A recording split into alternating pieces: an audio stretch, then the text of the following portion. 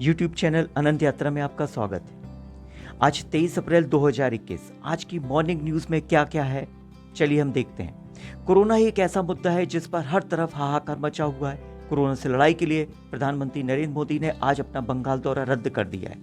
वो दिल्ली में ही मोर्चा संभालेंगे। वो किस तरह कोरोना का चक्रव्यूह तोड़ने की प्लानिंग करेंगे, इस पर हम आगे चर्चा करेंगे। ऑक्सीजन इमरजेंसी पर अदालतों में क्या होगा, इसी तरह की दूसरी अन्य खबरों के लिए आगे बढ़ते हैं। पीएम मोदी सुबह 9 बजे मीटिंग में कोरोना से बने हालात का रिव्यू करेंगे। फिर सुबह 10 बजे संक्रमण प्रभावित राज्यों के मुख्यमंत्रियों के साथ में बैठक करेंगे। दोपहर 12:30 बजे मोदी जी ऑक्सीजन मैन्युफैक्चरर्स के साथ मीटिंग करेंगे। साथ ही ऑक्सीजन, दवाओं और बेड की कमी के मसले पर आज दूसरे दिन भी सुप्रीम कोर्ट में एक बड़ी सुनवाई होने वाली है। सुप्रीम कोर्ट ने कोरोना पर केंद्र से नेशनल प्लान मांगा है। सुप्रीम कोर्ट ने देश भर के अस्पतालों में ऑक्सीजन, वेंटिलेटर, बेड और जरूरी दवाओं की किल्लत पर गुरुवार को संज्ञान लिया। Chief justice एस.ए. बोबड़े ने कहा कि हालात डरावने हैं। केंद्र सरकार 4 मुद्दों पर नेशनल प्लानिंग दे रही है। सुप्रीम कोर्ट ने कहा है कि इन मुद्दों पर 6 अलग अलग हाई कोर्ट यानी दिल्ली, बॉम्बे, सिक्किम, मध्य प्रदेश, कलकत्ता और इलाहाबाद हाई कोर्ट में सुनवाई चल रही है।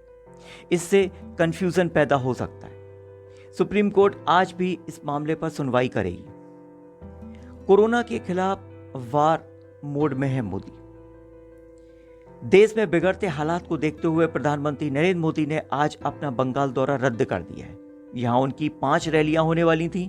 अब वो शाम 5 बजे वर्चुअल बंगाल की जनता को संबोधित करेंगे। मोदी ने यह दौरा दिल्ली में होने वाली 3 अहम बैठकों के चलते रद्द किया है। इन बैठकों में वे प्रभावित राज्यों के मुख्यमंत्रियों, ऑक्सीजन मैन्युफैक्चरर से बात करेंगे और अपने मंत्रियों तथा अफसरों से मौजूदा हालात के बारे में जानकारी लेंगे। दिल्ली में सुप्रीम कोर्ट के ऑक्सीजन सप्लाई पर सख्त निर्देश हैं। दिल्ली में ऑक्सीजन सप्लाई को लेकर के 2 अस्पतालों की याचिका पर हाईकोर्ट ने सख्त फैसला सुनाया है। दिल्ली हाईकोर्ट ने गुरुवार को कहा कि अगले दिन दिल्ली में ऑक्सीजन सप्लाई रोकी जाती है तो इसके लिए जिम्मेदार अफसरों को अपराधी ठहराया जाएगा। हाईकोर्ट ने ऑक्सीजन सप्लाई के मुद्दे पर केंद्र से भी कहा है कि अगर वो चाहे तो जमीन आसमान भी एक कर सकती है, लेकिन सप्लाई नहीं रोकना चाहिए। वैक्सीनेशन पर गुड न्यूज आई है। 18 वर्ष से ज्यादा के व्यक्तियों का रजिस्ट्रेशन 28 अप्रैल से शुरू हो जाएगा। देश में 18 और इससे ज्यादा उम्र के लोगों के वैक्सीनेशन के लिए रजिस्ट्रेशन 28 अप्रैल से शुरू होगा। वैक्सीन का डोज लगवाने के लिए कोविन पोर्टल के जरिए रजिस्ट्रेशन किया जा सकता है। 1 मई से इस एज ग्रुप के लोगों का टीकाकरण शुरू हो जाएगा।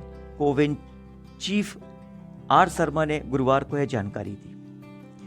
इसी बीच दूसरी लहर के बीच में असम में एक बड़ी लापरवाही हो गई।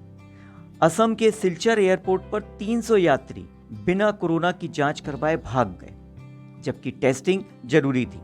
अंग्रेजी अखबार इंडियन एक्सप्रेस ने अपनी रिपोर्ट में बताया कि 690 लोग सिलचर एयरपोर्ट पर उतरे थे, जिसमें से 300 लोग बिना टेस्ट करवाए भाग गए। उन्हें पुलिस तलाश कर रही है, उन पर एक्शन भी लिया जा सकता है।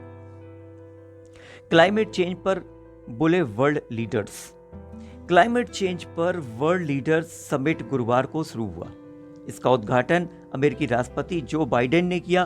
प्रधानमंत्री मोदी ने भी इस समिट को संबोधित किया।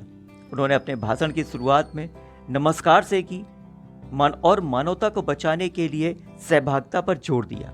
बाइडेन ने कहा कि कोई देश अकेला क्लाइमेट चेंज के खिलाफ लड़ाई नहीं लड़ सकता, हमको मिलकर लड़ना होगा। आईपीएल 2021 सीजन के 16वें मैच में रॉयल चैलेंजर्स बेंगलुरु ने राजस्थान रॉयल्स को 10 विकेट से हरा दिया। यह बेंगलुरु की राजस्थान पर लगातार तीसरी जीत है। मुंबई के वानखेड़े में खेले गए इस मैच में टॉस हारकर पहले बल्लेबाजी करते हुए राजस्थान ने 20 ओवर में 9 विकेट पर 177 रन बनाए। बेंगलुरु ने बिना कोई विकेट गंवाए 181 रन बनाकर मैच जीत लिया। आरसीबी के देवदत्त पडिक्कल ने आईपीएल में पहली सेंचुरी लगाई और 101 रन बनाकर नॉट आउट रहे। वहीं विराट कोहली आईपीएल में 6000 रन पूरे करने वाले दुनिया के पहले बल्लेबाज बन गए। वे 72 रन बनाकर के नॉट आउट रहे।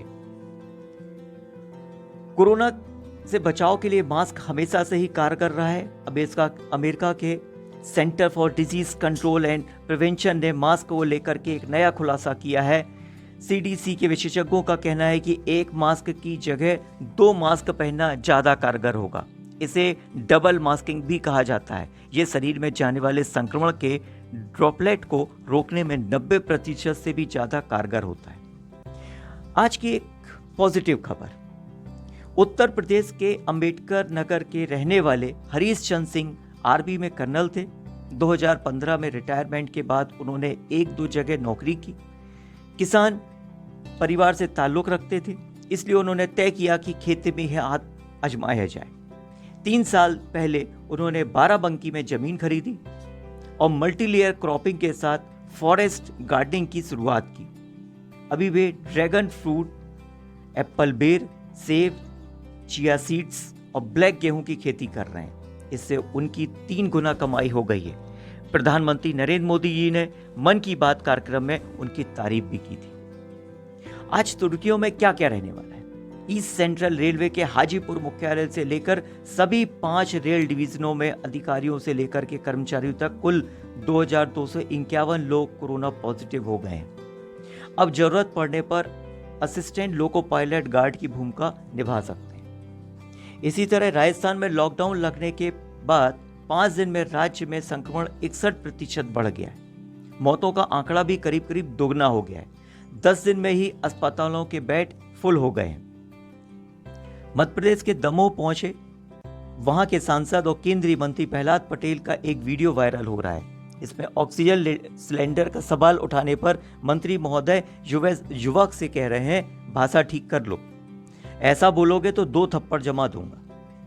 मुंबई में ब्रेक द चेन अभियान के तहत बाहर निकलने वाली गाड़ियों पर अलग अलग रंगों के स्टिकर लगाए जा रहे हैं। एक युवक ने पुलिस से पूछा, गर्लफ्रेंड से मिलने जाना है तो कौन सा स्टिकर लगाऊं?